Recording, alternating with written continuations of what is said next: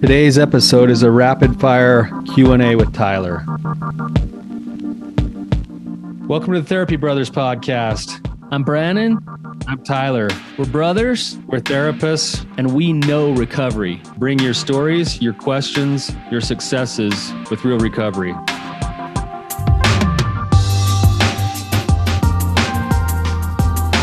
Hey, Tyler, you ready to have some hard conversations? Let's do it. Let the Therapy Brothers podcast begin. What's going on, you guys? Tyler here. I'm recording by myself. Brannon is out with a family trip right now, hopefully in the mountains where he has zero technology. He's able to just enjoy his time with his family.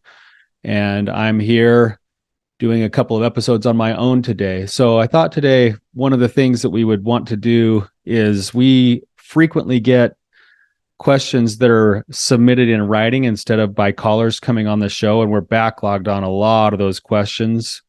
And so I thought I'd hit several of those today with you. So the topic is going to kind of range all over the place, but we'll hit several different questions, maybe 4 or 5, 6 questions today that are going to be a smattering of things that have been submitted by you, our listeners, that we haven't ever really gotten to because we push callers to the top when we have callers that are willing to come on the show.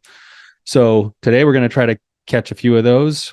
If you're interested, you can go to therapybros.com and you can submit your questions there. You can also go there and sign up to become a caller on the show. And we're always happy to have a real conversation with real people, because it's the real people that come on our show that actually make our show, I think, as good as it is, because there's real vulnerability happening. And we know that vulnerability builds connection, and it really helps people. So today we're just going to go through several questions. I'm just going to read the question. I'll give a quick answer. It's always a little bit tricky with these because there's usually a whole bunch of context underneath the question that we're not allowed to know because it's just submitted in writing. So I'll try to answer as straight as I can with my understanding of the question, knowing that if you submitted this question, you may have other context behind that I don't know about. So we're going to start here with the first one. This question is about trickle truth.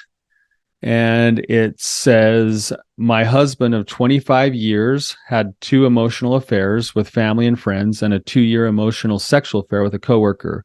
After discovering the sexual affair, I eventually found out he has also had a porn addiction for the last 15 years. My first D-Day was in June 2021. For over a year after that, he was still in contact with his mistress and telling me that he was pretty sure he wanted a divorce and saying and doing extremely hurtful things. He has since come out of the fog, figured out his values, closed the door with her, and is committed to healing and recovery. It has been almost 2-year trickle truth disclosure process. As he moves up the layers of honesty, he remembers more things he lied about or just didn't share that he should have.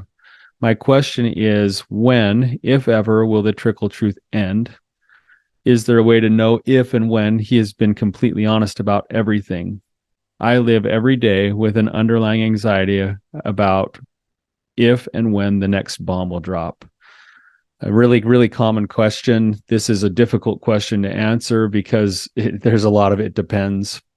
But there's a few things that you can look for.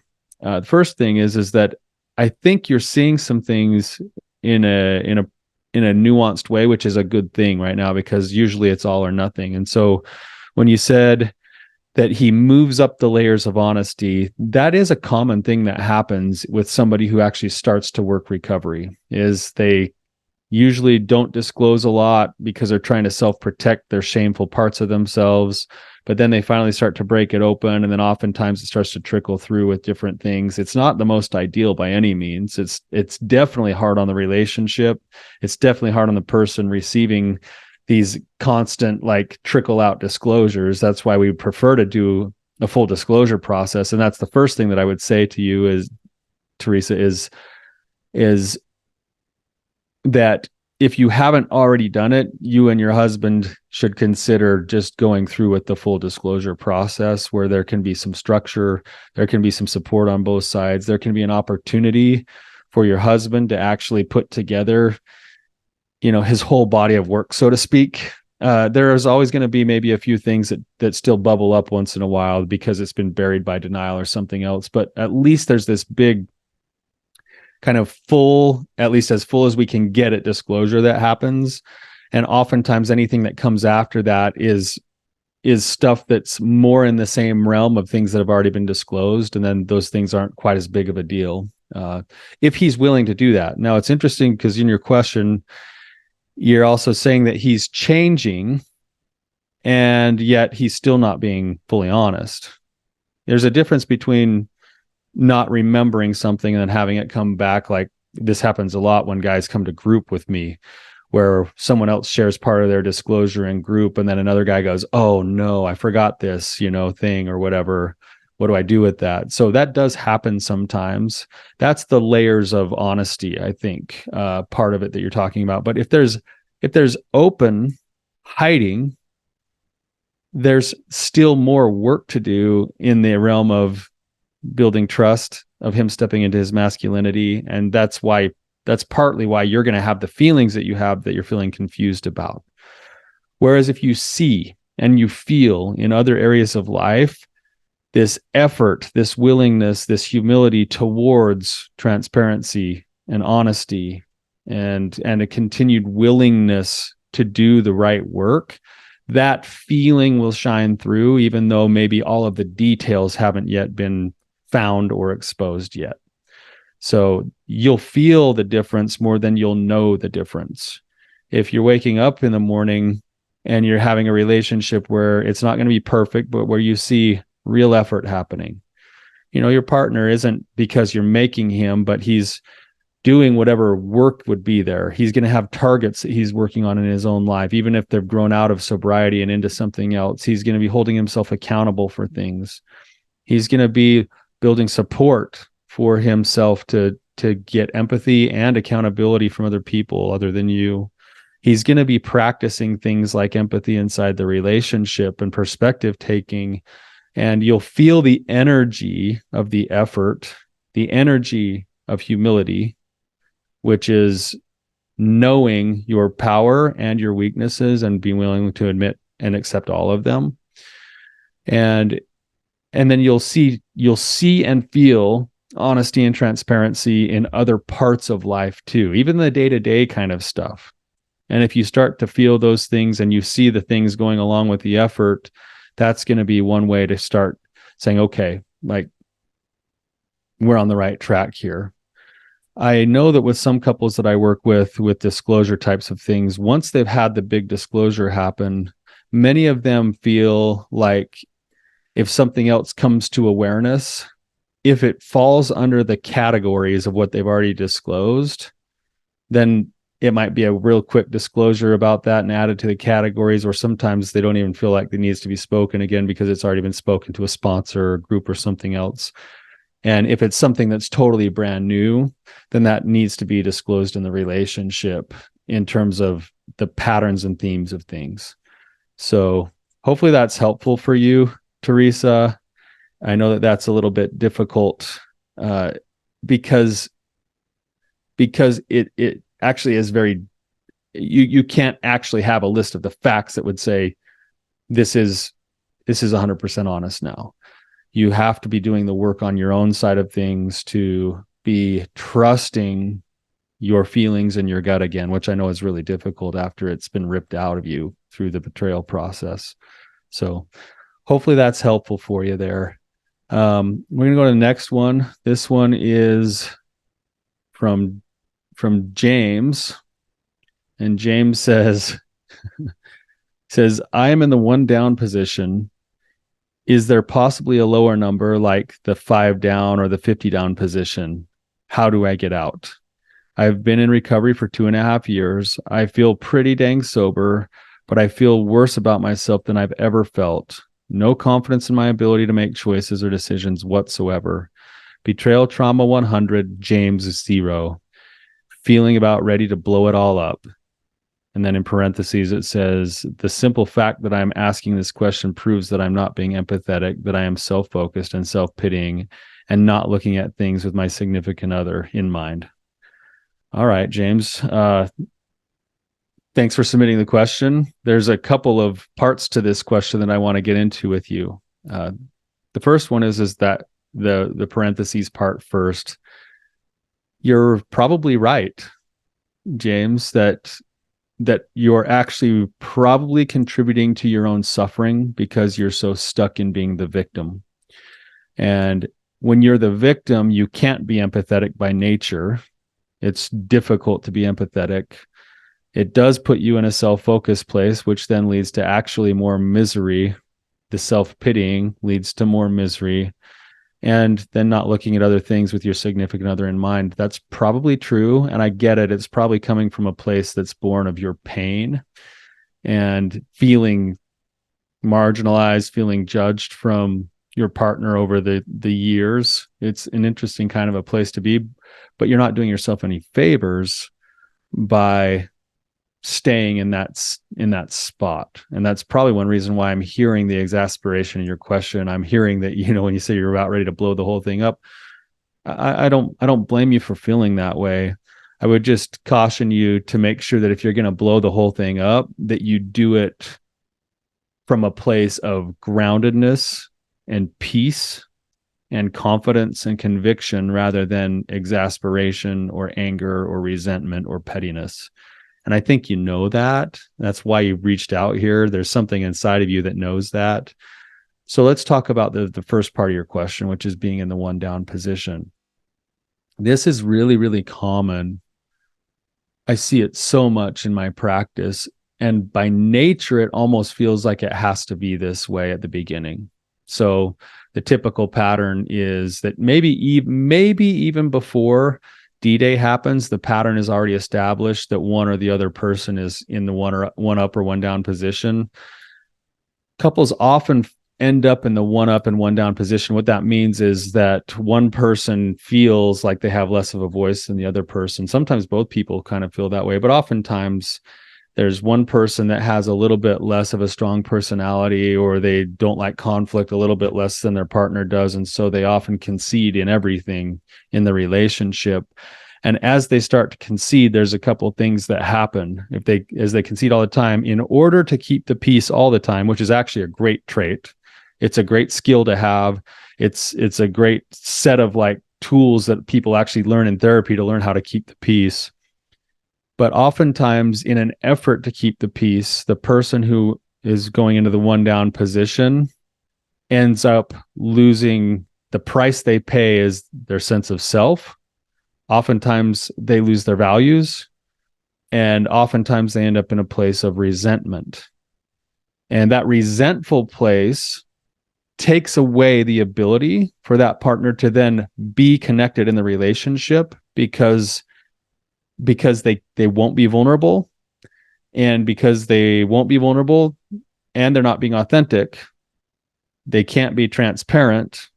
There's no room for connection in the relationship, right? So there's no way the relationship will hit a wall. And the same is true for the person in the one up position. Usually the person in the one up position either just has a different personality that's okay with a little bit more conflict or is a little bit more opinionated, but oftentimes it's also a way that a person who's been hurt in the relationship tries to hold on to safety in the relationship.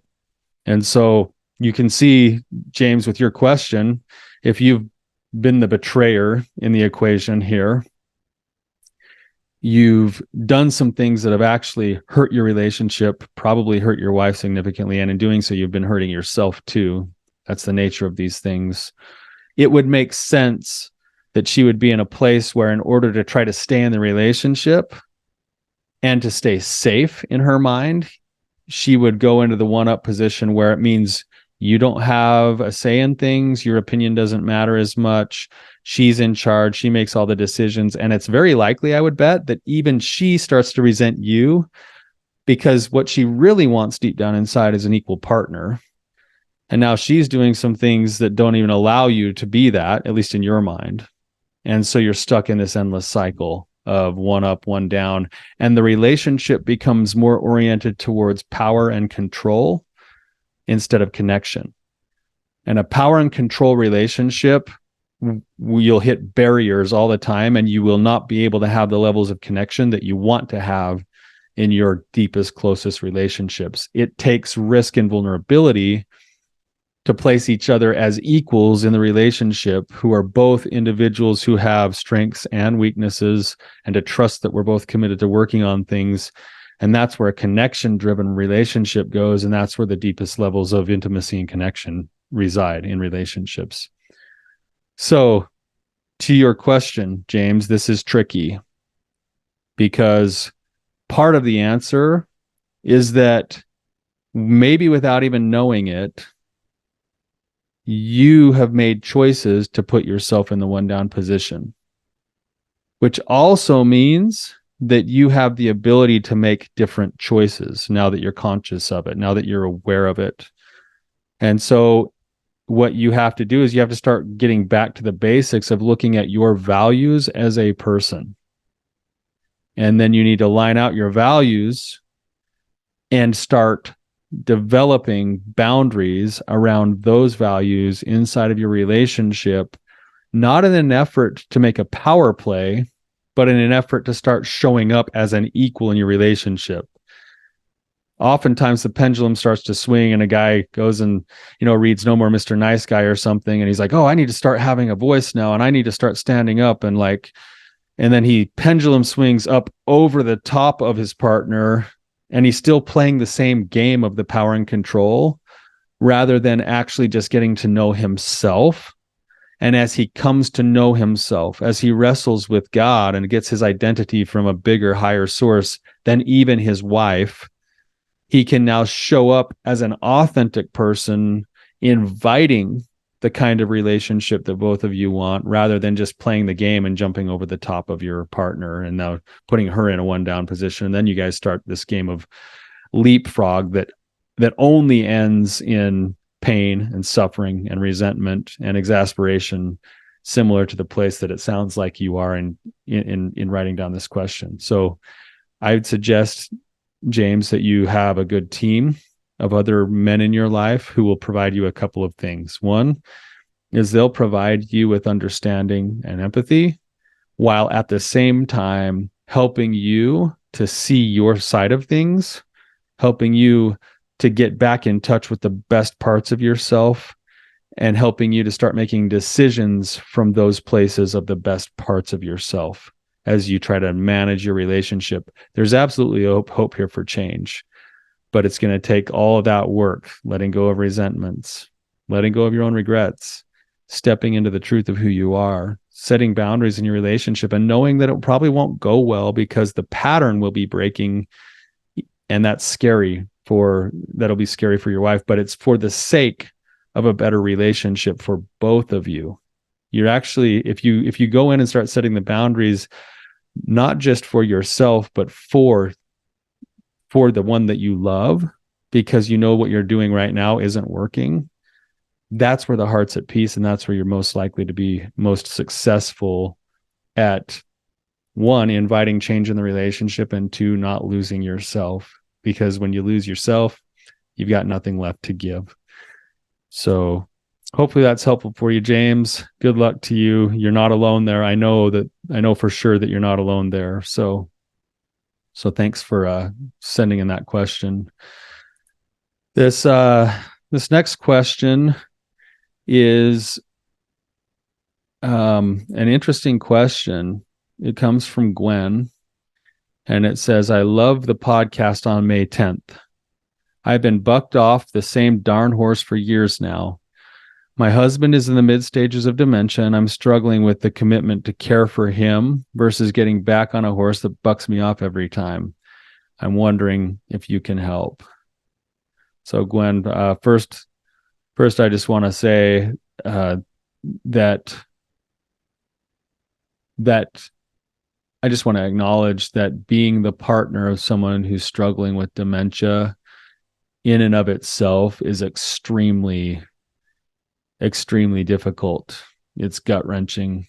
It's like going through the grieving process of losing someone over and over and over again. And I just want to acknowledge that process can feel crushing sometimes. But we have a grandmother who struggled with dementia and Alzheimer's for several years. We're talking 15 years.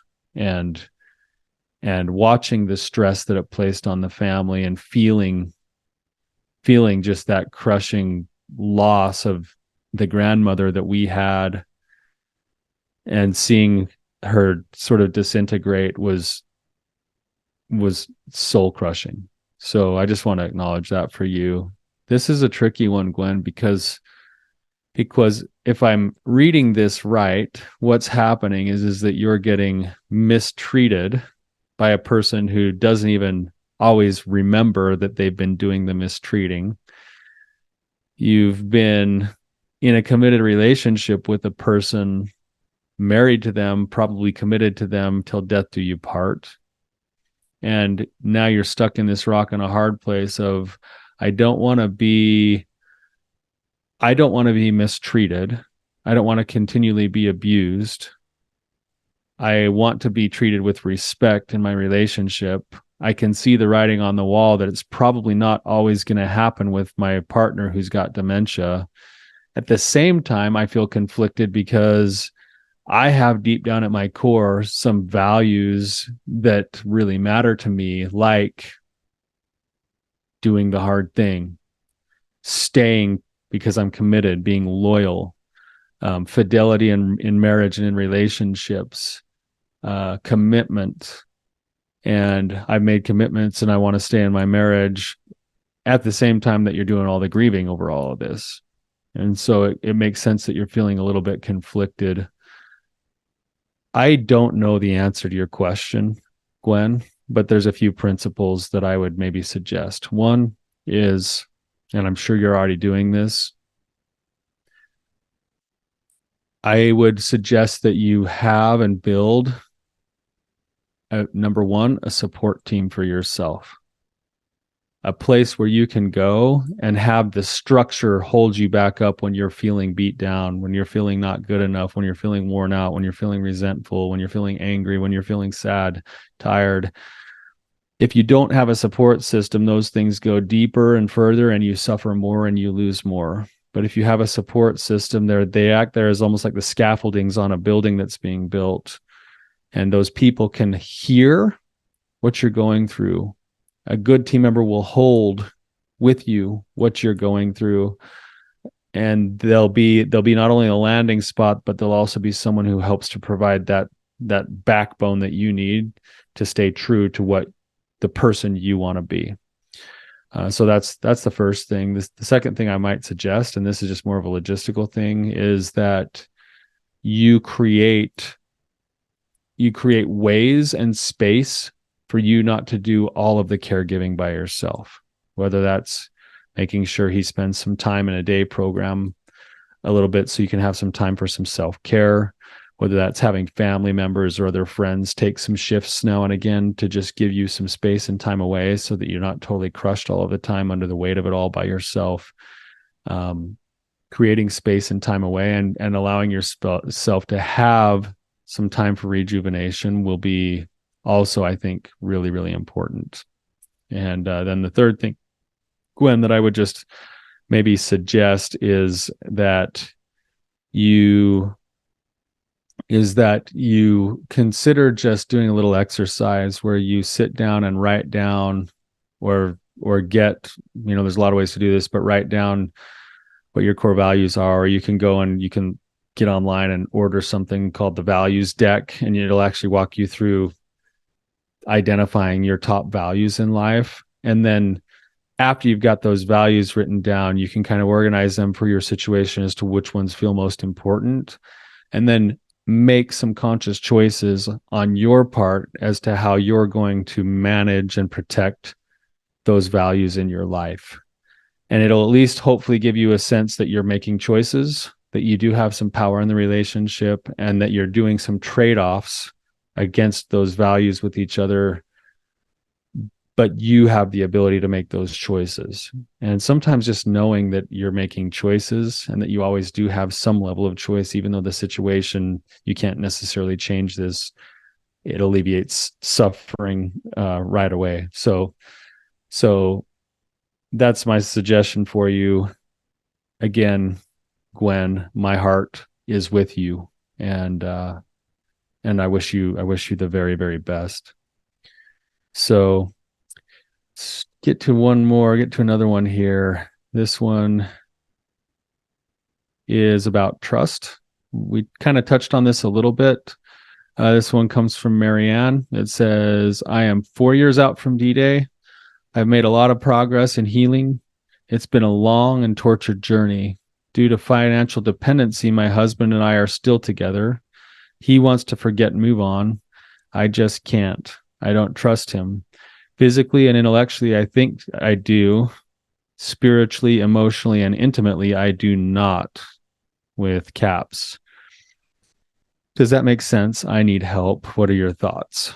Yeah, Marianne, I actually like where you're already starting to go here, that you are looking at trust in a much more open view than most people do, especially when there's been some pain or some trauma. So most people, let's just talk a little bit about trust for a second. Most people, they do all or nothing with trust, where it's like, we get our trust broken and now I can't trust you at all. You're not trustworthy anymore. I'm going to cast you aside, or I'm going to shut you down. I'm going to shut you out. But the truth is that there's a lot of different elements and layers to trust. And you've kind of broken them down into physically, intellectually, spiritually, emotionally, and intimately. And you're saying that in those levels, you actually trust your husband physically and intellectually. You just don't trust him spiritually, emotionally, and intimately. I would say, if I'm looking at that list with my own value system, the spiritual, emotional, and intimate ones probably have a little bit more weight in terms of the safety in the relationship than maybe the other ones do. But there's a lot of other elements to trust that you can kind of look at. And I think it's great that you're actually looking at them in a nuanced kind of a way. So the first thing that I would just say before I give any other part of an answer here, or any other thoughts, is that you for sure should follow your gut feeling, not your like panicky anxiety feeling that's up in your chest, but your gut feeling about whether or not there's actual recovery happening here. If you've seen effort, if you've felt genuineness from him, if you're getting elements of work towards accountability and empathy, then that gut feeling is likely to tell you that you should stick around and hang on. If you're not getting that, your gut feeling might be telling you to do something different based off of the fact that things aren't actually moving in the right direction. And I don't know your situation here. So I'm just kind of saying you got to follow your gut first. Now, what I would say with trust is this is something that can be helpful. This comes from Brene Brown. We've talked about it in other podcast episodes, but she breaks trust into an acronym called BRAVING. And I'll just go through them. And this is a good, I think this is a good way to open up discussion and dialogue and actually have specifics to talk about in the context of trust rather than just all or nothing of trust. So the first one is do I trust, am I trustworthy, and do I trust my partner to live with healthy boundaries? That's B. And this is for me to do an inventory on myself. At the same time, I'm looking at where is it strong or weak? And maybe I do a scale of 0 to 10. Or you can give a grading system or whatever you want to do as you kind of go through this. But does my partner have good boundaries and set good boundaries? Do I actually set healthy boundaries? Give your partner kind of a grade there. And then maybe that's where you guys have a discussion. The next one is reliability. Next one is reliability. Reliability. Is my partner reliable? Do I kind of know what to expect from my partner because it's consistent, not that it's always a good thing. If my partner is consistently 30 minutes late getting home from work, that's not something I actually like. And they're eroding trust if they say they're going to be home at a certain time and then don't get home at a certain time, but they're reliable. It happens every day that they're 30 minutes late getting home from work. So you can at least trust that they're going to be reliable in those kinds of patterns, right? So that's one level of trust. Or on the positive side of things, of course, they're reliable, where it sounds like that's maybe what you were putting there, like intellectually, there's probably some reliability there in your question that you submitted. So am I reliable? And and so that's the R. The A is accountability. Am I willing to take accountability for my actions, my choices, my part of helping things go right? And do I see my partner taking accountability for the same things? The V is what Brene Brown calls the vault. The vault is, do I have the capability of holding in confidence the things people share with me without spreading it and getting gossipy or spreading those things around? And does my partner have the same? And if I look at like my relationship, I would say that my wife would probably give me with just our own personalized, because a lot of you guys hear so much about our life and my own vulnerable stories out on the internet and all of that she would say my vault is not very good. Her vault is amazing. I'd give her an A+ on her vault. She'd probably give me like a C-, and I might be being generous on that, at least in parts of our lives, right? So I is integrity, and integrity is the ability to hold shape under pressure, meaning, do you live your values? Are you congruent with who you say you are? And is your partner the same? So if they're professing certain values but not living those values, and that's going to be hard to trust, and that's going to be another aspect of what you can discuss in your relationships. So integrity, and then we got non-judgment. N is non-judgment. Can we discuss things with one another? Can we see one another with eyes of non-judgment? Meaning, we're not assigning right and wrongs. We're not assigning good and bads. We're not assigning labels and values on each other. We're trying to just get in the same space and see one another as two human beings. And then the last one, G, for the braving acronym, is to be generous. And what Brene Brown, I think, means by that is that when you jump to conclusions and make assumptions, most of us always jump to the conclusions of the worst case scenario. And instead, we should find the most generous thing we possibly can and then check it out with our partner. And if I have something happen in my relationship, but does my partner meet me with generosity? And when that happens, it builds trust in the relationship. And when it doesn't, it actually continues to decrease the trust in the relationship. So generosity is a really difficult skill, but it's a really valuable one for rebuilding trust. So hopefully that's helpful. I'd encourage you to open up discussion on a broader, more specific level about those areas of trust that either you have listed or that we talked about here, and let it be a work in progress if it's working and if there is progress. But if there's not work and if there's not progress, then you're also getting a different set of information and may need to make a different set of choices. So hopefully that's helpful for you, Marianne. Let's do another one here. This one is from Melanie. She says, "Hi, have you guys already done a podcast about the unstable, insecure, and untrusting environment that is created by all the crazy making behaviors coming from the betrayer that then pushes the betrayed into a state of chaos, fear, and control? I can't stop listening to your podcast. Thank you for all that you bring to light too." All right, Melanie. Yeah, let's talk about that. We probably don't often talk about this side of things a whole lot on our podcast because if you listen to several of our episodes, Brannon and I tend to lean towards trying to move away from being stuck and placed in a victim role. I know there's a difference between being victimized and playing the victim role, but we tend to lean a little bit towards the accountability of the choice that every person has, even if they've been victimized, towards reclaiming their life and towards making their own choices and creating the life that they were designed for. So we probably haven't talked about it in a while, but you bring up a really good question. And maybe I'll just go through something that's just some information for you as our listeners that's really common knowledge in the world of this recovery. And it's the idea of what we call the fear and the fear or the trauma cycle. And so what ends up happening is that for a lot of times, a lot of people who have been in a spot of they're being betrayed, maybe even before they know they're being betrayed, they feel something is wrong. They'll feel a sense of instability in the relationship. They'll feel like they're hitting a wall in the relationship, on their connection. Something's off.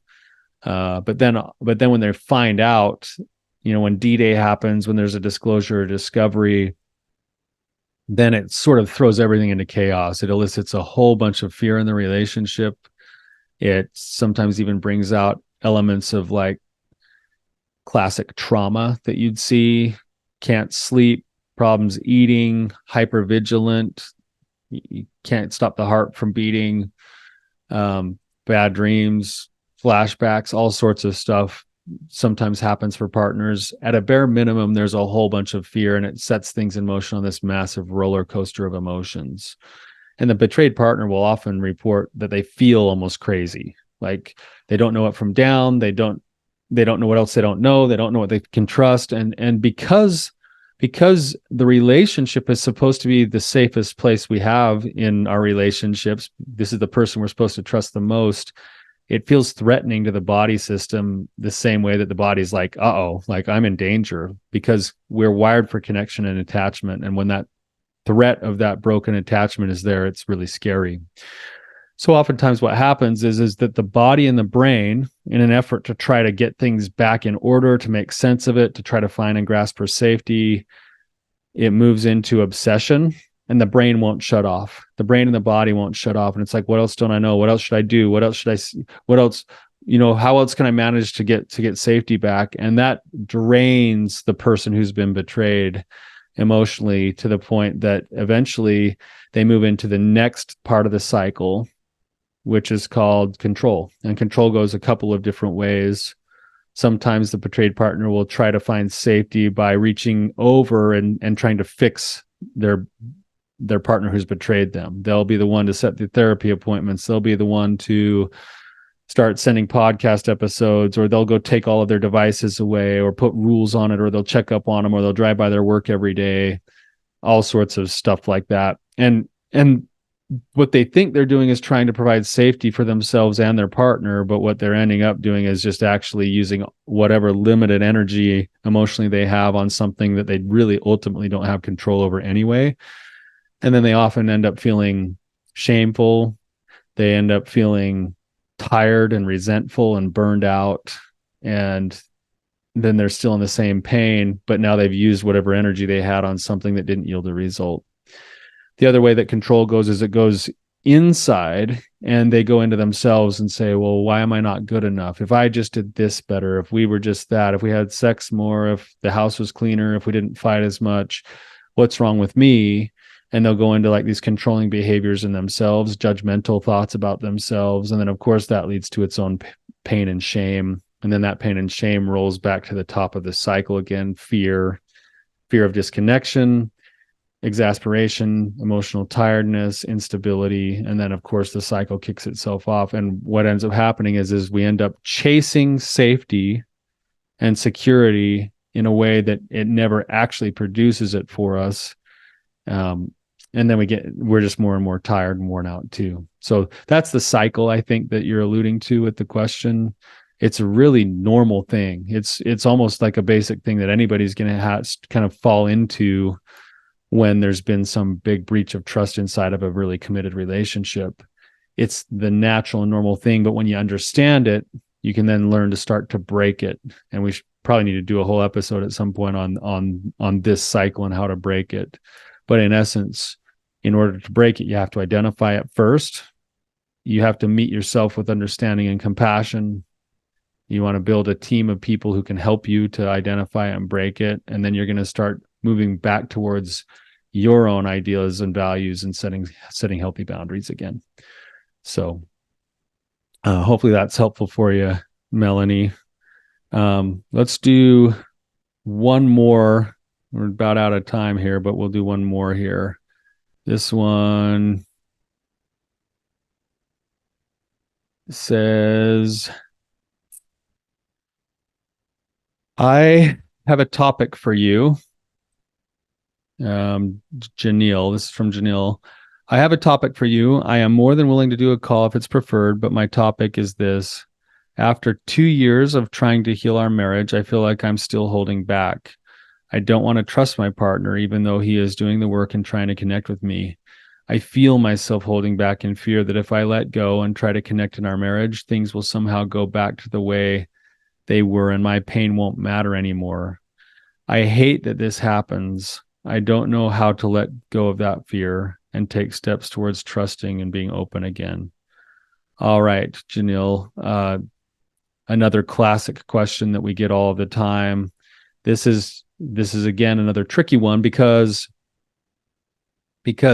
if your partner is not actually working recovery, you don't necessarily need to be leaning back in again. But it sounds like in your situation, you're feeling pretty confident that your partner is actually doing the work. You see the work happening. And this is something that happens a lot with my clients, where I'll be working with someone for a while, maybe a betrayed partner, and she'll come into a meeting and say, "Hey, I know my partner's in recovery. I feel it. I know it. I see it happening. I'm really grateful for it, but it's also really scary for me. And it almost makes me want to leave the relationship, or it makes me want to drop out of therapy because I'm scared." And we get down to the bottom of the fear. And the fear is, I know that I need to lean myself back in, but I'm really afraid that I'm going to get burned again. And then your question, you also said, I'm afraid also that somehow the pain that I've experienced isn't going to be valid anymore. And without meaning to, I see this happen a lot, where the pain needing to be seen as valid over the course of a long period of time actually becomes a stumbling block to the progress of the individual who's holding on to the pain and to the relationship. It's this need to be seen. It's this need to be right. And I know I'm saying that in kind of a different way that doesn't sound empathetic, because the truth is that it is valid. Your pain is valid. You've been through hell. And the hard step is to actually convince yourself that, in your situation where your husband's actually in recovery, to convince yourself that the best step is to let go of it and to not need to be seen that way anymore. It's like sometimes it's a different version of the same thing that happens with other couples a lot, where many of us would rather be right than effective, because our pride gets in the way, because it's a safety thing, because of something else, and we need to be right rather than be effective. And the work is to actually come back around to what's going to be effective. Just as the first layer. And then the second deeper layer is that I can see and know that there's going to be fear, because what you're contemplating doing is stepping back into a place where there's no guarantees, where you finally climbed out of this hole that you were thrown in. You're able to breathe. You're able to see again. You're able to kind of even function in the relationship at a certain level, and you've created some level of safety there. And now the next step means you have to go back out into the wilderness. You got to step off the edge of the cliff, so to speak, again, and learn to fly again, knowing that you can't control those outcomes, knowing that you could get burned again. And so one way to help that with that is on the personal side that you have control over, is to continue to grow in an understanding of who you are, to continue to grow in your confidence as a person, and also competence in your skills to manage stress, to manage painful emotions, to trust yourself. And the more you grow into trusting yourself, the easier it will become to take the risk, even though it will never be fully easy. And you can do that a little at a time. You can jump in, dip your toes, and you can pull back out for a little while. But eventually, eventually leaning yourself all the way back in is the pathway towards having everything that you want in your relationship. And if you've got a track record with a partner who's showing that they're fully committed, that they're doing the work, that the energy is right in that relationship, the pathway forward is through that vulnerability. So, good luck to you, Janelle. Thank you. Hopefully, you guys, this is helpful. We have a whole bunch of other questions that I still didn't even get to today, but I thought we'd try to at least put a dent in it. Love to hear anything that comes up for you with anything that I've said or any of the questions that we've talked about. If you relate to any of these, love to have some discussion about that. If it spurs anything inside of you and you want to have your own discussion, by all means, you're welcome to please, submit a question and come on the show and have an actual discussion too, because those are also always really rich. So thank you guys, and hope you guys have a good week.